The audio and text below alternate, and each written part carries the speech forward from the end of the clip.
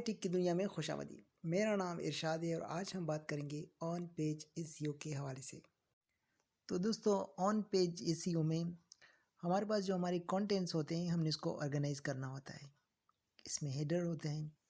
Headers में हमारे पास title आता है और आपको ये बताना चाहूँगा कि जो टाइटल होता है वो हमारा हमेशा H1 ही होता है। अब H1 क्या है, H2 क्या है, ये मज़ीद मैं आपके साथ शेयर करूँगा। जो भी हम बात करेंगे, एक्चुअली ऑन पेज का मतलब है कि हमने अपने कंटेंट को ऑप्टिमाइज़ करना है ताकि सर्च इंजन अगर उसको सबसे पहले जो प्रोसेस है, इसके लिए मैं एक डिटेल वीडियो बनाऊंगा कि प्रोसेस कौन सा है। सबसे पहले जो वेबसाइट की जहाँ पर डिस्कवरी होती है, उसके बाद क्राउलिंग होती है, उसके बाद इंडेक्सिंग, उसके बाद रेंडरिंग, उसके बाद रैंकिंग होती है। तो टाइटल में हम H1 को यूज़ करते हैं चूँकि एक ही दफ़ा जो H1 का टैग है एक ही दफ़ा हम यूज़ करेंगे। ये नहीं कि हमने बार बार इसको H1 बनाया, हम एक दफ़ा H1 टैग को यूज़ करेंगे।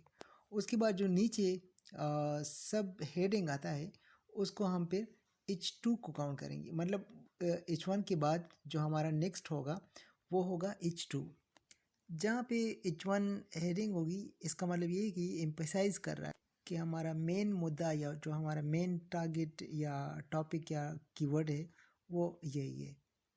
तो यानी जब भी हम कोई भी कंटेंट राइट करते हैं तो जो मेन हमारा फोकस कीवर्ड है या प्राइमरी या टारगेट जो कीवर्ड है वो हमेशा H1 में ही हम मतलब इस्तेमाल करेंगे और वहाँ से ही गूगल को हिंट्स मिल जाता है कि हमारा टॉपिक किस हवाले से है।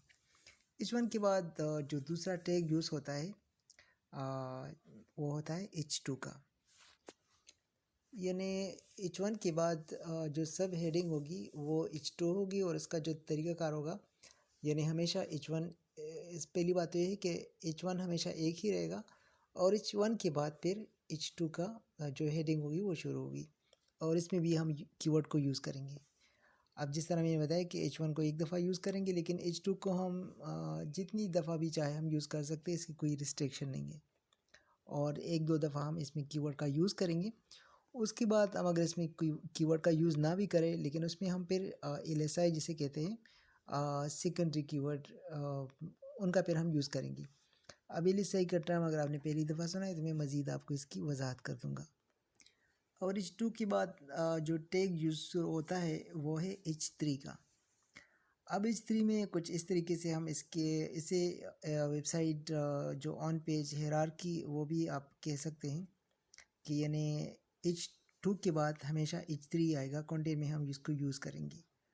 जहाँ पर टाइटल है H1 हो गया, उसके बाद कंटेंट में H2 और H2 के बाद जो सब हेडिंग होते हैं, जिस तरह के मैं इसकी अगर आपको मिसाल दूँ, यानी अगर उसके सब हेडिंग हम देते हैं कि एसईओ की टाइप्स जो है वो 3 हैं, on page, of page, technical और फिर टेक्निकल में कितनी किस्में हैं।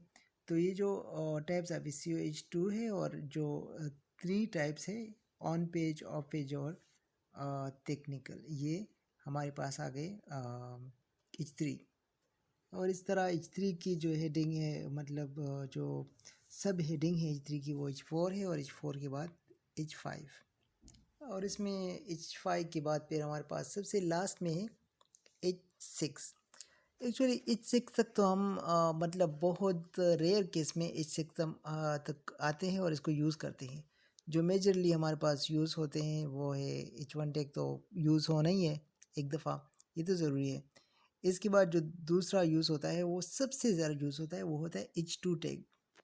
उसके बाद सब हेडिंग में H3 का टैग भी हम यूज़ करते हैं और H4 तक कॉमनली यूज़ होता है। H5 और H6 तक हम बहुत ज़्यादा रेयर केसेस में प्रोसीड करते हैं कि यूज़ करें।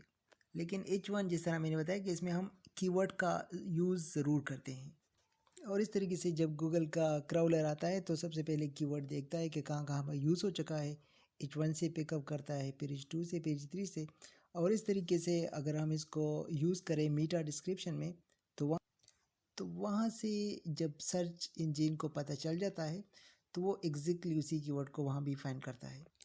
यानी मीटा डिस्क्रिप्शन में कीवर्ड का इस्तेमाल भी बहुत ज़रूरी है और अगर आप योस्ट और रिंगमेट का जो प्लगइन है अगर आप यूज़ करते हैं वर्डप्रेस में, तो वो अपने जिस तरह अगर आपने कंटेंट लिख दिया तो वो अपने तरीके से उसका आपका बाकायदा मीटा डिस्क्रिप्शन क्रिएट करते हैं। लेकिन इसमें हम चेंजेस कर सकते हैं, क्योंकि नॉर्मली जो रिंग में थे वो जिस तरह पेज शुरू होता है तो शुरू के जो पहला पैराग्राफ होता है उन्हीं को वो फिर मतलब कुछ टेंसेस को एज अ मीटा डिस्क्रिप्शन काउंट करता है। लेकिन ये ख्याल रखना है कि मीटा डिस्क्रिप्शन का जो लेंथ है वो मैक्सिमम 160 करेक्टर से 160 करेक्टर से यानी ज़्यादा नहीं होना चाहिए।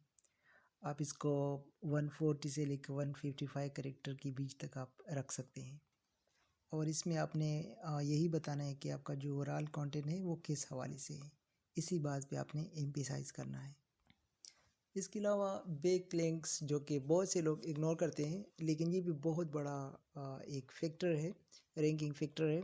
और दूसरी बात ये कि ये ऑन पेज के लिए एक बहुत ज़रूरी एक हिस्सा है। तो बैकलिंक में क्या करते हैं कि हम इसमें जितनी भी हमारे आपस में इंटरलिंकिंग है, वो पेज जहाँ पे उसकी मतलब एक्सपोजर ज़्यादा नहीं है यानी जिसका ट्रैफिक कम आ रहा है, हम जिस पेज का ट्रैफिक ज़्यादा आ रहा है वहाँ से एक एंकर टेक्स्ट बनाते हैं। एंकर टेक्स्ट का मतलब होता है कि क्लिकेबल एक लिंक बनाते हैं। जो टेक्स्ट होगा वो क्लिकेबल होगा और उसमें हम कीवर्ड का यूज़ करेंगे। तो जैसे ही कोई वहाँ पे क्लिक करता है, तो अगर आपका एक पेज है जहाँ पे ट्रैफिक ज़्यादा है और क्राउडर भी फ्रीक्वेंटली आता है, तो वहाँ से जब ट्रैफिक आपका जो विजिटर आते हैं आपके दूसरे पेज पे, तो वो वहाँ से एक तो आपका रैंक बढ़ जाता है। रैंक का मतलब ये है कि एक तो आपका ट्रैफिक बढ़ जाता है, दूसरी बात ये है कि एक किस्म की इंगेजमेंट क्रिएट हो जाती है, जिसकी वजह से आपका जो बाउंस रेट है वो भी कम हो जाता है और जो ड्यूरेशन है आपकी वेबसाइट पे वो बढ़ जाता है। तो ये हमारे पास जो मेन पॉइंट्स थे ऑन पेज एसईओ के, जिसमें आपको दोबारा बताना चाहूँगा, एक हेडिंग है, हेडिंग में फिर टाइटल है, उसके बाद सब हेडिंग है जिसमें टाइटल में H1 यूज़ होगा और इसमें हम कीवर्ड यूज़ करेंगे। टाइटल के बाद सब हेडिंग है जिसे बोलते हैं H2, H2 में भी हम कीवर्ड को यूज़ करेंगे। H2 के बाद जितने भी जो हेडिंग्स यूज़ होते हैं वो H3 होंगे।